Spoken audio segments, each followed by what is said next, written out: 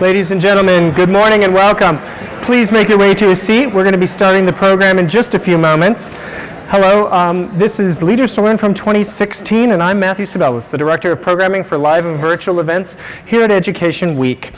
Before we jump into what we believe will be a unique and immersive educational experience for you here in the room today, we've got to go through a few housekeeping notes. On your table, you're going to find these little cards. These little cards are your way to tweet your way throughout the day. On the back side are going to be the Twitter handles of all of the leaders in the room today, and we have on the front the pictures of those same people who you'll be meeting throughout your day today. To locate the restrooms, we're going to be exiting the Regency Hall ballroom here, walk through the Hall of Leaders, which is where you had breakfast today, go back to the registration desk where you got your badge, then you're going to dogleg around to the left. The men's room will be straight ahead, and the women's room will be underneath the stairwell on the other side. We are offering free Wi-Fi today, and that free Wi-Fi you've probably seen that during the opening here, but you'll need to open up your networking settings and pick Omni Meeting. Once you pick Omni Meeting, you're going to use a single passcode. It requires a capital letter L, Leader 2016. That's going to be both your user ID and your passcode. That's Leader 2016. Once you open up your browser, you're going to need to accept the hotel's terms and conditions, and then you're in like Flynn. Education Week seeks to constantly improve the quality of our live and virtual event programming. In order to achieve that goal, we're going to need your help. Last year's feedback is what informed today's event structure. So what I'm hoping you'll do is, as you go throughout your day, as the day progresses, you will fill out what should have come in this yellow sheet that came within with your program guide. This yellow sheet we need your feedback on. And we really do appreciate sincere feedback, so we will actually act on that. If you don't want to fill that out by hand, you can use the URL that is on the screen, that is leaders.edweek.org/2016eval. And again, I want to encourage you to use the hashtag. The hashtag is Leaders to Learn From. It's at the bottom of every single slide that you'll see today. That's Leaders to Learn From, plural. And start tweeting and posting and let all your friends and colleagues know that you were here when it all went down. We have an exciting agenda today for you. It's full of learning, leadership, and networking here in the room, but also on the live stream. Good morning, everybody on the live stream. We're glad you're here. For our audience members on the live stream, we hope you'll enjoy today's presentation. You're going to have the best view in the house. As you may have already seen, we also have a digital networking guide. Do I have a copy of that up here? The digital networking guide is downloadable at leaders.edweek.org/2016 guide. It's there that you're going to put names to faces. So there's going to be headshots in there, there'll be titles, and the names of everybody here in the room, or at least most of the people who filled out the online form. This will include some of our 2013 leaders, our 2014 leaders, and 2015 leaders to learn from. Some of those folks are in the room with us right now. I saw some of you at breakfast. Thank you so much for being here. I'd like to ask that if you are a Leader to Learn From alumni, could you please stand? I'd like to take a moment if we could all welcome them back. Thank you so much, leaders, for coming back. Jeffrey, hello. Hey, Patricia. Great to see you guys. Michelle. I need to take a moment now to thank our sponsors. Without the companies that support this venture, this event would simply not be possible. If you were here representing one of these companies, we would appreciate it if you would please stand to let the folks in the room know that you're here. Today's diamond sponsors are Renaissance Learning,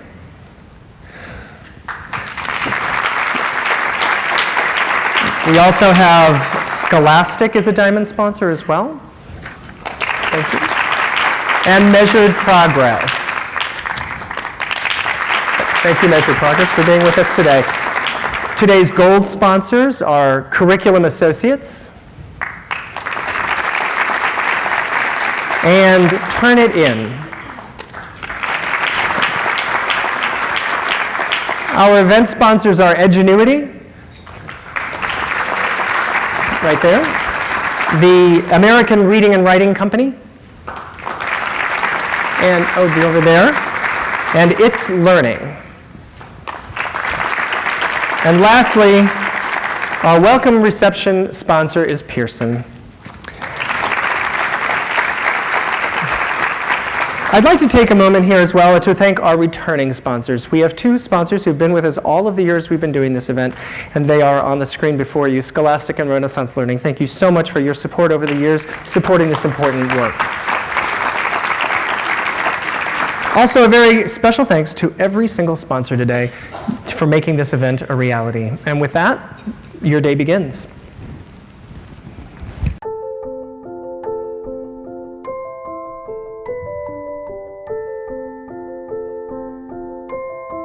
I'm never satisfied that we're where we need to be. You pat yourself on the back and say, I'm a Rockian reader. I learned I had to be a social worker, a guidance counselor, sometimes a father figure. I view myself as the lead teacher here in the district, that I need to do the best job I can to make sure that the administrators are growing and learning every day and stretching themselves, and then encouraging them to do that for their teachers so that they in turn do that for the students. You have a better chance of being successful if everyone working in the district sees themselves as a team. And I think that's a lot about what education is anyway, developing a common understanding of things so that people can take risks.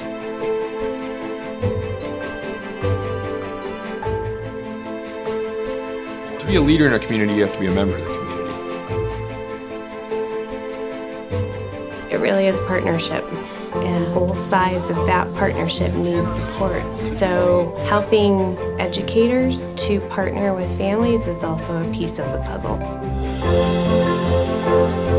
We're all advocates for our children. Every little bit counts. How do we bring basic needs support to families? Yes, there may be some who question our public schools getting outside of their area of responsibility, but this is about building stronger community. I don't see myself as a champion for urban schools.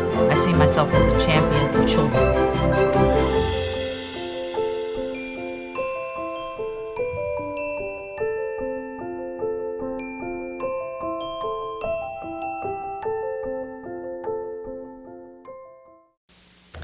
Good morning. My name is Lesli Maxwell, and I am the project editor for this year's Leaders to Learn From Special Report. Welcome, everybody. We're so glad you can be with us today. Over the last several months, it has been my privilege to review more than 700 nominations of district leaders from around the country, to put together the reporting team to vet our finalists, and then to oversee the reporting and writing of these outstanding profiles and production of videos. And today I'm so proud to introduce all of you to these leaders and to help kick off what will be a very memorable day for all of you. Many of you may have met some of our leaders already during the networking breakfast, but if you haven't, not to worry. Later this afternoon, or later this morning, I should say, you'll have a chance to join them again and pick their brains during the Follow the Leader part of our agenda. These 13 leaders embody a down-in-the-trenches, inspiring picture of K-12 leadership. To help find them, Education Week put out a call to our readers for nominations, starting shortly after last year's winners were announced. And our own reporters also identified leaders who they've come across in their beat coverage who are making a mark in their districts. Then members of our editorial team made the final selections.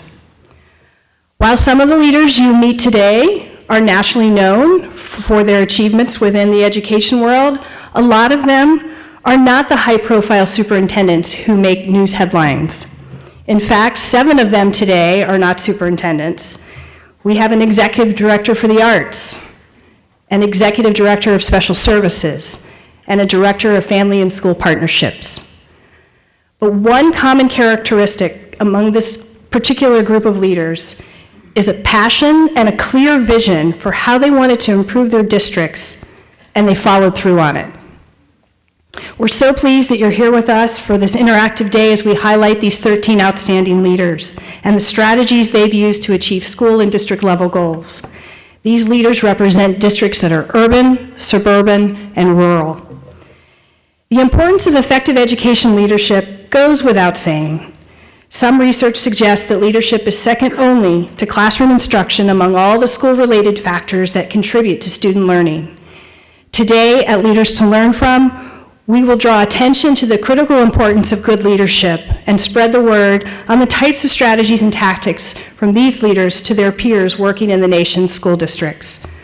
But first, to tell you more about why Education Week has created this special report, I would like to introduce our host for the day and my leader, Virginia B. Edwards, the Editor-in-Chief of Education Week and the President of Editorial Projects in Education. Jenny. I'm going to go down those stairs before it's good job. I want to say congratulations to my colleague, Lesli. She did a terrific job. So what does exceptional school district leadership look like? No, really, think about that. Have you seen it? Do you recognize it when you see it? Can you define it?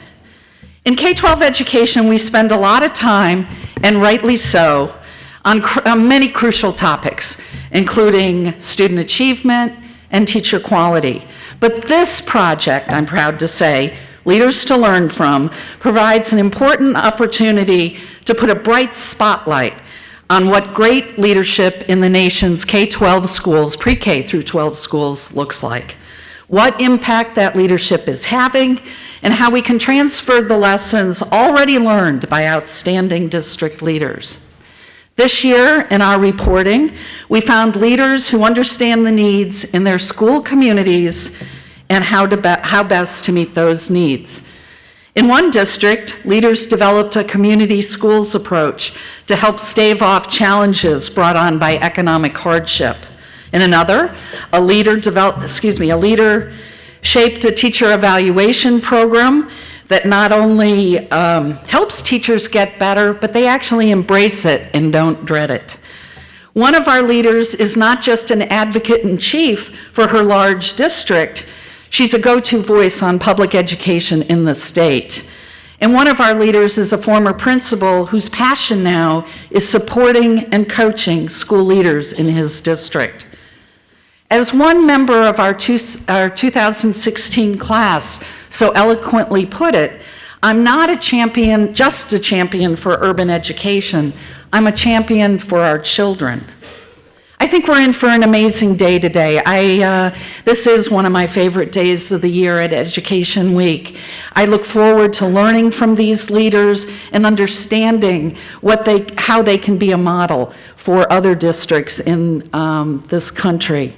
So good morning, everyone, and welcome to the 4th annual Leaders to Learn From recognition event, an event that we put on to purposefully give you unequaled access to some of the best and brightest minds in school district leadership.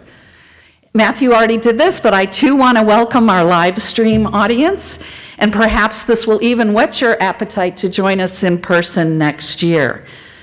I look forward to meeting many of you today. Please seek me out. I'd love to hear from you. I'd also encourage you, as we already have, to engage with us on social media. I think we'll get a good, robust conversation going there using the hashtag Leaders to Learn From. Now we're moving into my favorite part of one of my favorite days. So it's like a microcosm within the favorite day. We are going to be introducing in rapid fire our Leaders to Learn From for 2016.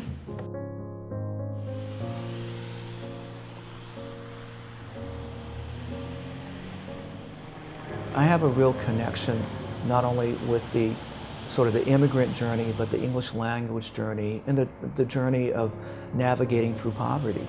So I really am connected to our student population in that respect.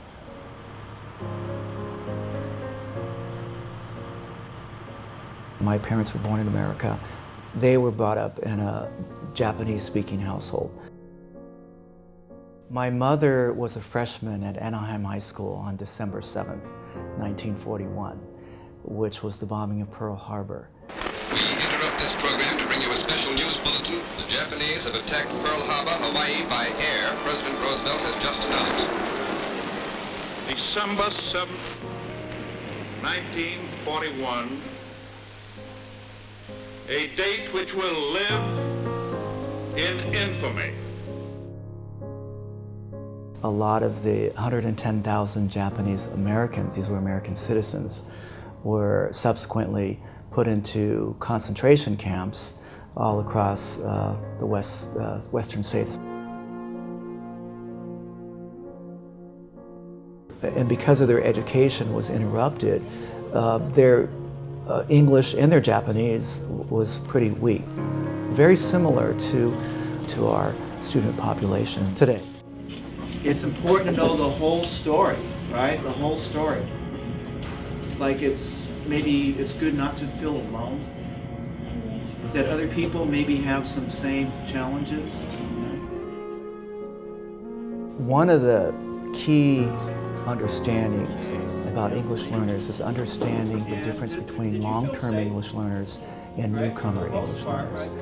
The long-term English learners are those students who often were born here in the United States, but whose parents have a very low level of primary language acquisition. Stan, if English is not spoken at home, you speak Spanish at home. Sit down, please. What that means is really an attention to their language development, giving them opportunities in class in a very intentional way every day to speak and to write, so that they can start building their language and their context for English. I think about my parents and their struggle on behalf of their kids when I interact with parents today.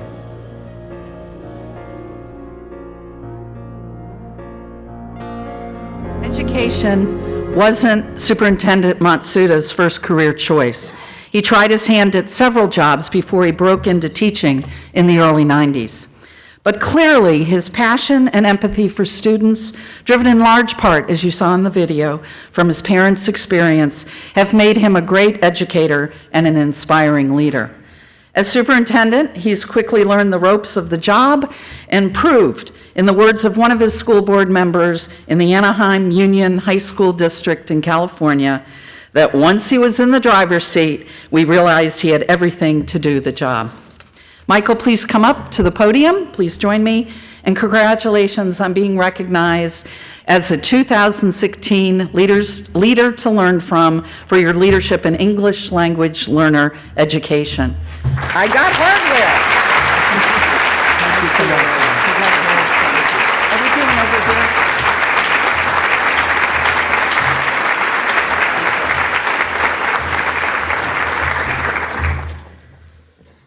It's now my pleasure to welcome Michelle Davis. We're mixing this up this year. Michelle Davis, she's a senior writer with Education Week Digital Directions, and Matt Akin, he's the superintendent of the Piedmont City School District in Alabama, to the stage. Good morning, everyone. I'm really excited to be able to kick this day off with Matt Akin, the superintendent of the Piedmont, Alabama schools. And I want to just tell you a little bit about what I learned about Piedmont from Matt Akin during this interview process. Piedmont is an old mill town with about 5,000 residents in a rural area of the state. It might be small, but the 1,200 students that attend the schools there, they have their own MacBook laptops. They have sleek, modern media centers that they use, and they can take foreign language classes and AP classes online to get ahead or to make up classes over the summer and during the year. And when they go home at night, they all have internet access at home to do their homework, to research their favorite topics, or to binge watch episodes of Parks and Rec on Netflix. And that is because Piedmont City Schools has a citywide network that allows students to log on for free from home. And students that live outside the city limits can take MiFi devices home so that they too can log on. So I want to start by asking Dr. Akin, you had a one-to-one program in place before the citywide network was established. And I want to ask you why or what problems you saw that caused you to realize that this was an issue and students needed to have home access. So we were like a lot of other districts who had started one-to-one initiatives, and we did like they do, and some still do, and say, well, when you go home, download what you need before you go home. And I don't know if any of you have ever tried to download what you need before you go home. It's an impossible task. Or go to the hotspot at McDonald's. And I believe in fairness and equity and equitable access, and I feel like all of our kids, no matter where they live or what their income level is, that they should have the same opportunities. And I guess the eye-opening moment for me was one night leaving work late and saw some kids sitting outside on the porch of the school to have access. And it just, that's not who America is supposed to be. I know it sounds corny, but we really believe that. And so we were, part of it's luck. We were involved in an E-rate pilot program that funded our network for the first year. But if you ask any teacher in Piedmont, what changed? How have you transformed teaching and learning? It wasn't the device, it was the access. And knowing that when kids go home, they have the ability to work at their own level, and they don't have to worry about assigning something that doesn't require access. What does it mean for these students who, again, live in a very rural area to have, these media centers that look like they've just been transplanted from Google headquarters, and to have their own laptops? When they sort of go out into the wider world, they go to college, they go to more urban areas. Yeah, so once we've established, now that we've established that network of whether it's a physical network or learning spaces, but especially teachers, and we want our students in a rural area to have all the same access that someone in an urban area has. But when our kids are coming back from college now, they're saying, the kid sitting next to me had never used a learning management system, and so they're walking in ahead of the game. And online, all of our high school kids take at least one online class. So first period, their class is online, and they're living in a digital world, and I think they're much more prepared when they get to college, and hopefully maybe even a step ahead. And that's what ought to happen for all of our students, and that's our passion, is to make sure that students in a rural area have the same possibilities.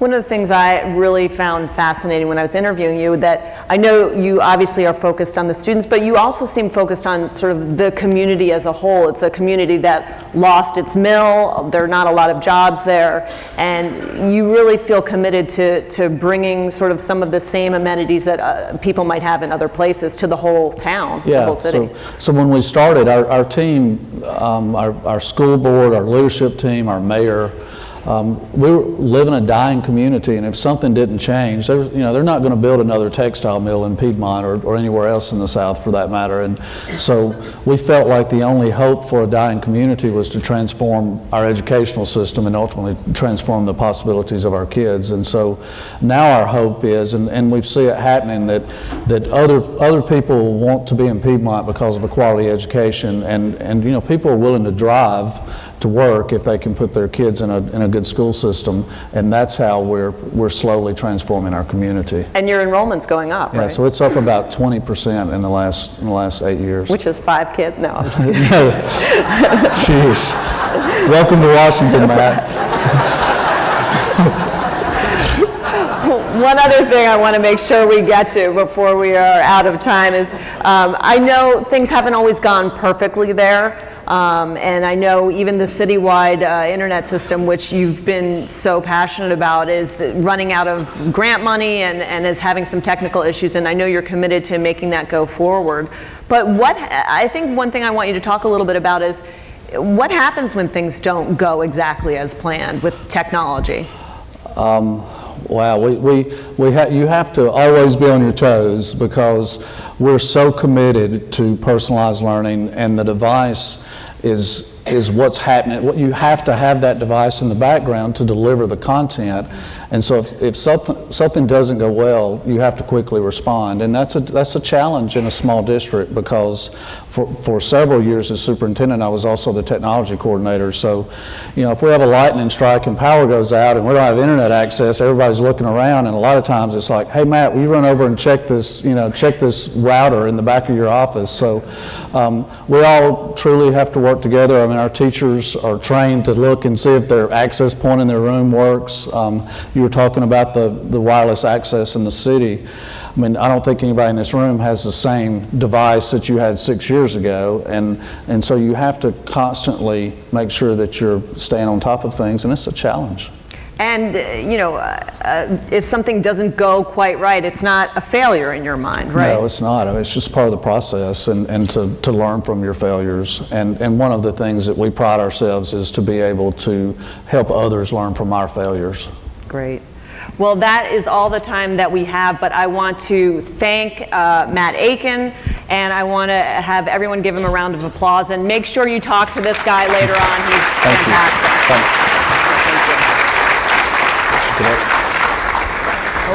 I don't really want to call these failures, just call them challenges and then opportunities to learn from, right? That's what Nick Saban calls them, opportunities. That's exactly right.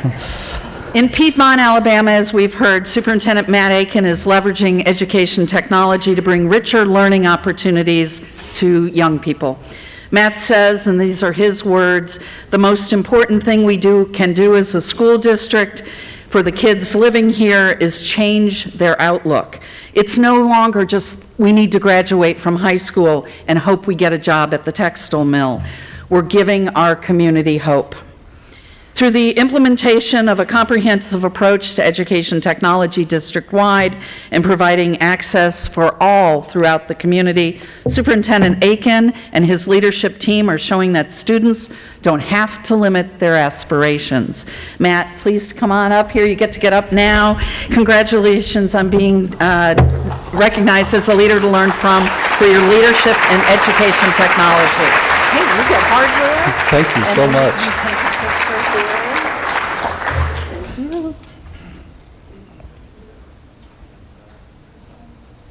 Thanks.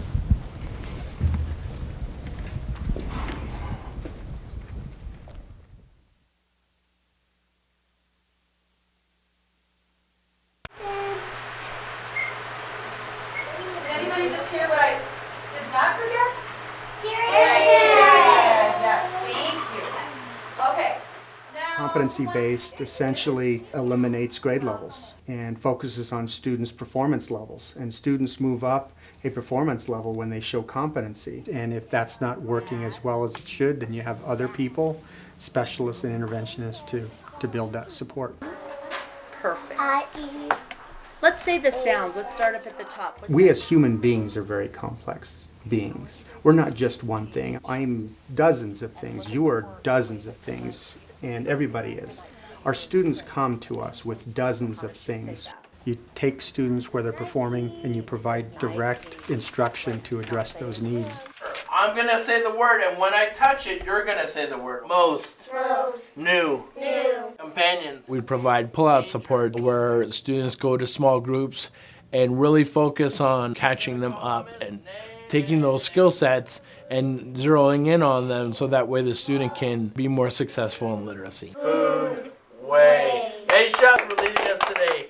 Thank you. Yeah, everyone goes to... It helps teachers. It changes their paradigm from, oh, I can't work with that student because fill in the blank.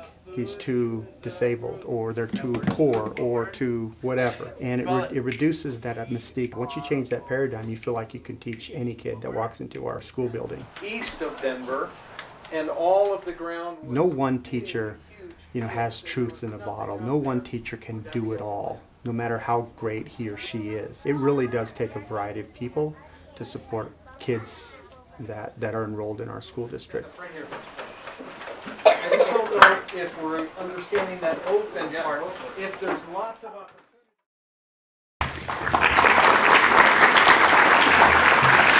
Steve Sandoval understands that no single teacher can meet the needs of every child. In the highly diverse Adams County 50 district in Colorado, which has been rebranded, I found out last night, the Westminster School District, I love that. He has designed a team approach that leverages the specialized skills of his colleagues. As a matter of practice, teachers in his district work together to integrate supports for English language learners, gifted students, students with disabilities, and those in poverty. Steve, Where's Steve? Please join me here at the podium. Congratulations on being recognized for your leadership in specialized education.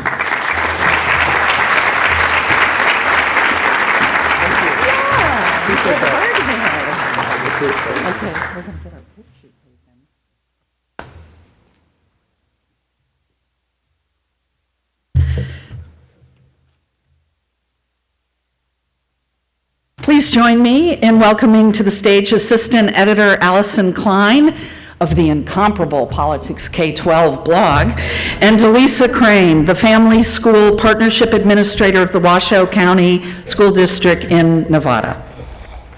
Hi, thank you. So I'm here with Delisa Crain, and she oversees parent engagement for the Washoe School District, which includes the city of Reno, Nevada. Delisa has helped bring a home visiting program to Washoe. She's overseen a major expansion of its parent academy into a parent university. She credits her team with all of this work, but they say that she's really just an inspirational leader to work with. Delisa, thank you so much for being here. Thank you. So like a lot of districts around the country, Washoe has an incredibly diverse population.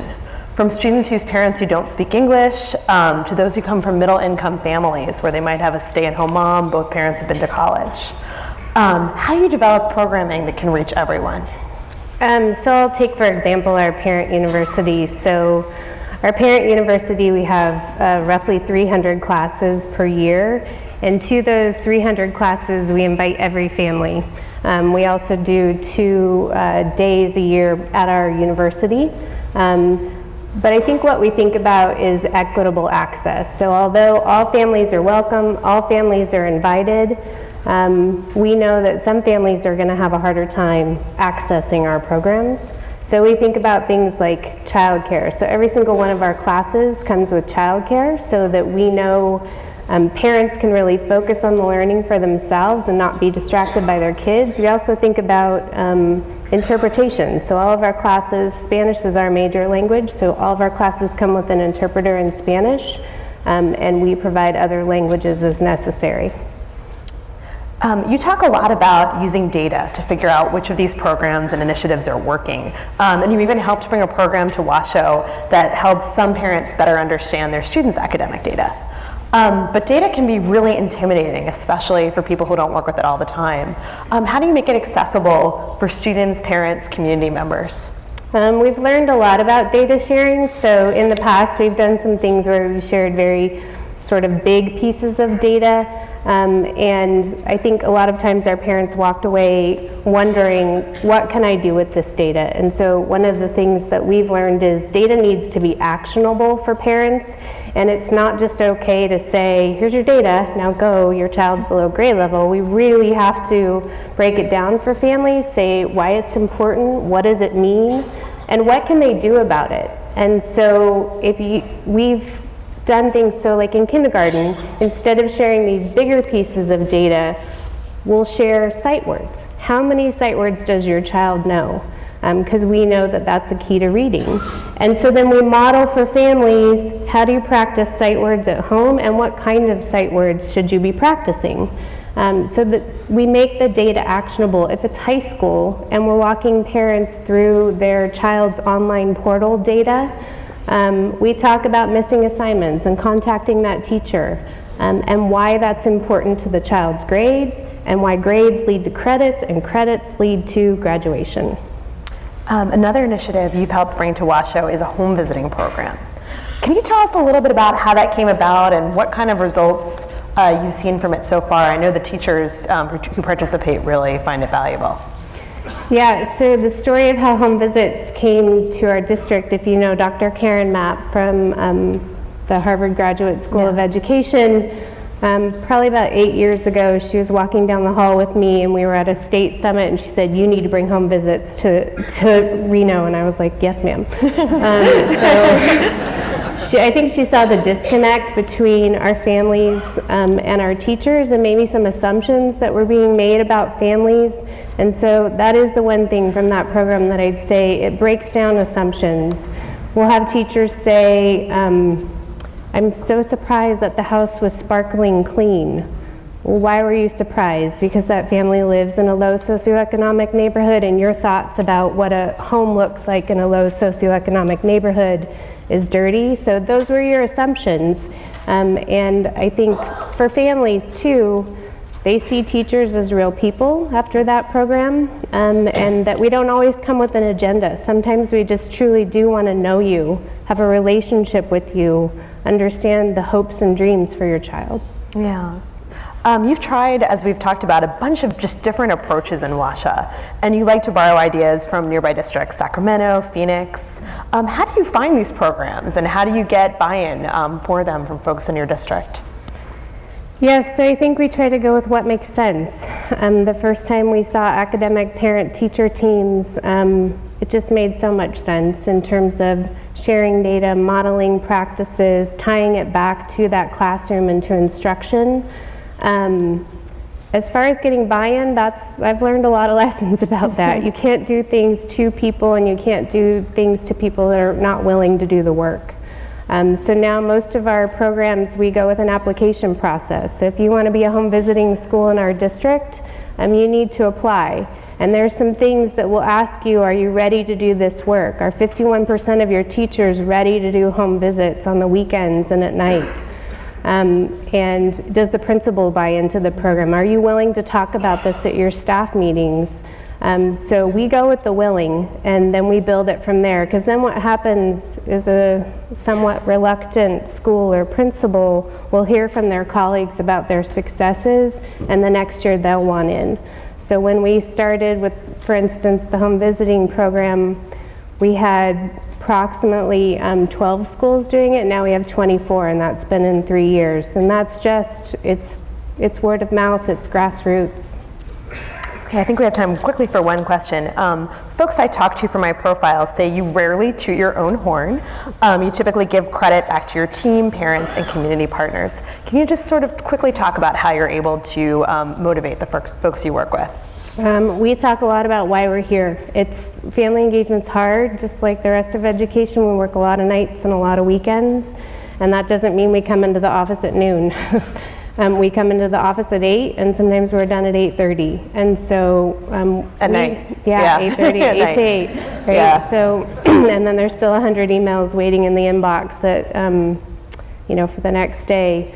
So we share stories when our parents fill out an exit survey, and they put things on those exit surveys about how our classes have touched them, or what's changed for them, or we hear from teachers what's changed for them. That keeps us all motivated, and we get up and start the day again.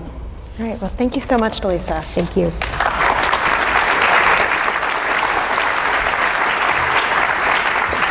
Delisa Crain is a bridge builder between schools and families in the Washoe County District in Nevada. I think she put it best when she told Allison, this was during Allison's reporting for the story, every family brings strength to the table. Every family wants their child to succeed. There's no doubt, Delisa adds, that families are a key part of the system. In her own words, this is a quote, "If we're not thinking about the student and his or her family, then we're not thinking about that student." Delisa, please join me here at the podium. Congratulations on being recognized for your leadership in family engagement.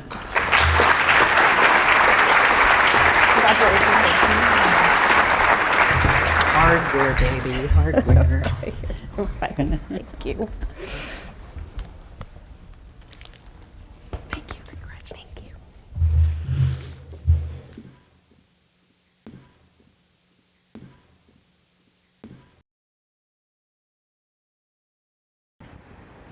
I'm never satisfied that we're where we need to be, because that concept of all means all. I know that we have not done everything we need to for every single child. All right. Okay. Thank you. Isaiah. Why is that? When we're in an environment where public education is under attack, I don't see myself as a champion for urban schools. I see myself as a champion for children. I just happen to be in Fort Wayne Community Schools. But I think education ought to be around the fact that no matter where students start, the educational organization should be as concerned about them in terms of their emotional and social growth as their academic growth. All right. Okay. All right.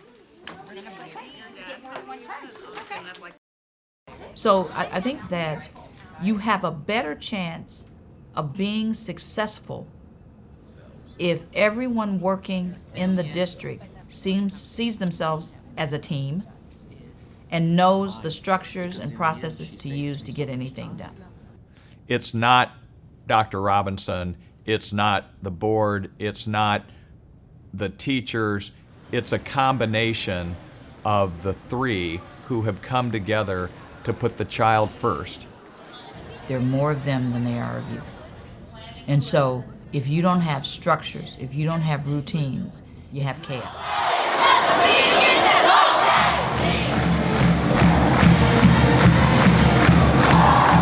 On behalf of Fort Wayne Community Schools, we're just happy that you showed the rest of the state that when they want to know how to get something done, they need to look at Fort Wayne first and they need to start. We talk about everything we do in public. But we're going to have to make a decision. I don't think there's a better superintendent I could ever have worked for. I think a sad statement is, what will we look like after Dr. Robinson?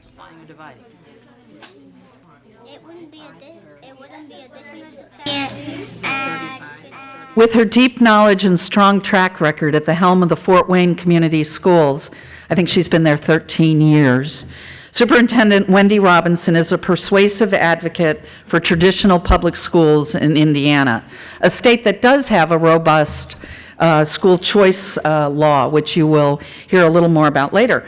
Her strong, steady leadership in Fort Wayne and her unwavering commitment to students and their families have made her a go-to educator for state policymakers who seek a sounding board for their ideas. Wendy, please join me on the stage. Congratulations on being recognized for your leadership in advocating for public education. The inspiring Wendy Robinson.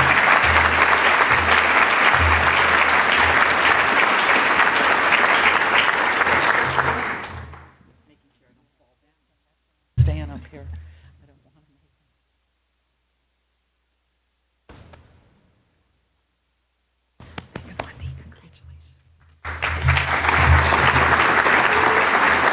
Now I'd like to welcome to the stage Andrew Ujafusa. He's an assistant editor at Education Week and the other half of the Intrepid Politics K-12 team. These are my station breaks. And Julio César Contreras, he's Tulsa's Instructional Leadership Director.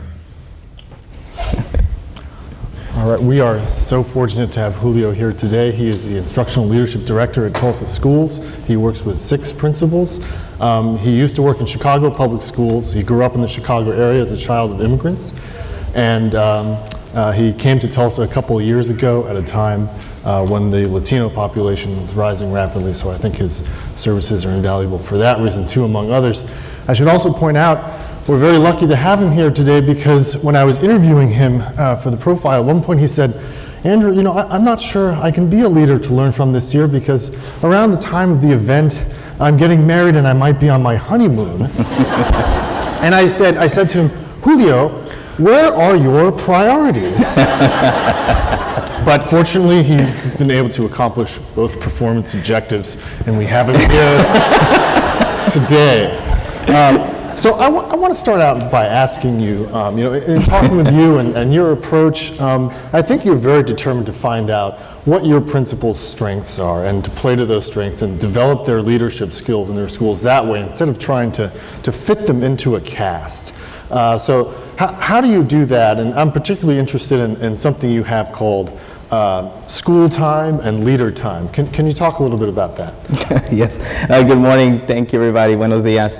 And what I would say is that we have a strategic plan in our district that is really founded on core values, and the core values are what drive the work that we do. And when I spend time weekly in the school with the principals, I'm making sure that we're focusing on what is the data telling us, where is it that we're driving, where do we need to go. But then I'm also building in intentional time to also continue to grow the leader and contribute to the leader And that's where the chunking of the time of there's school time, of what students and our staff needs, and then there's leader time of how do I continue investing in this leader to be the best leader for the school and the community. Yeah, and how do you, over the course of working with that principal, how do you know whether they're accomplishing, what they want, both for the school, as you said, and for themselves? How do you follow them, and how do you help them track meeting those goals? Yeah, we set very intentional goals. We talk about what it's going to look like. We measure it against what is the achievement that we have and for student movement, but then we also track how is the leader growing, what is it going to lead to next, because in the end we're scaffolding up also the leader practice, and so in the end we want to make sure that every school is excellent. So, you mentioned the strategic plan, which I think your district adopted a new one relatively recently. And, how do you view yourself as the bridge between that strategic plan, helping principals figure that out, but also, understanding that each school is different, they each have their own circumstances they have to deal with. What do you help them focus on? I know that, in at least a few schools you focused on literacy as part of meeting that plan. Can you talk about how you view yourself as kind of the bridge? Yeah, so in every school we have, throughout the district, we have strategic goals, and of course they definitely are founded on literacy, mathematics, attendance, and so when we're going in, as I spend time with the leader, we open up the books, we make time and say, all right, where are our students at this time? And we drill down to say, what are the supports this classroom needs? And specifically, with the time that we have together, we also go into classrooms and we sit side by side with students and we put on our child hat, and then we step outside of that and put on our teacher hat, and then we step outside of that and think of, okay, we'll put on our parent hat to make sure that we continue to invest in all the right areas. Yeah, so one of the principals I talked to told me that that when you're going through a school, you don't just have your nose in a clipboard looking at an Excel spreadsheet or whatever. You're talking to kids. You stop kids in the hall and you say, "How's your day going?" And can you talk about why you do that as you're putting on and taking off all these different hats? The numbers are important. We cannot deny what they tell us, but it's also the feel of a building and how the culture is set there for excellence. And so it's taking time to remember of putting my student hat on allows me to be able to listen and see how the work is progressing that we're doing collectively together as a team, the principal and I and the district, as well as what is the next piece that we need to tackle together so that every child walks to school and leaves school every day saying, I had an excellent learning experience today. Yeah. I know that one of the things you try and make a point of is that you don't just go home when you don't sort of switch off when the school day is over.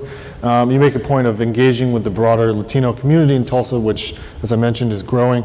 Can you talk about that work and specifically sort of bring it back to how it helps you, work with your principals and work with your schools? Absolutely. I think that the work that will continue to move education in our communities is that we ensure that we build strong schools, strong communities, and strong families.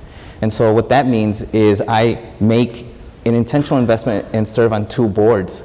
And so what that allows me to do is bring that awareness of what is going on in the community, of also what are the needs that our parents have, and see how we can weave those into the school, and at the same time find an avenue and a pathway for the parents to be involved externally with partners. Yeah, I mean, it must be difficult for many of the parents who I think traditionally have not felt connected to the school community, even though they may have a desire to talk to you, to talk to the principal and feel more engaged. I imagine that's a big part of that work, is just sort of making the parents feel comfortable, in part through your experience, and just sort of getting them to that point where they can sort of go to the school and feel comfortable talking to various people. It's very true. I recall as a child from immigrant parents and with limited command of English, and limited formal schooling.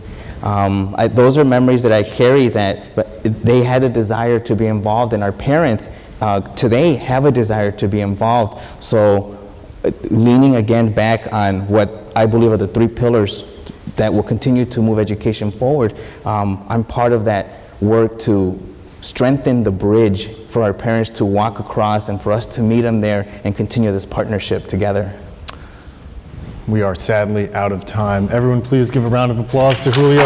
Thank you so much.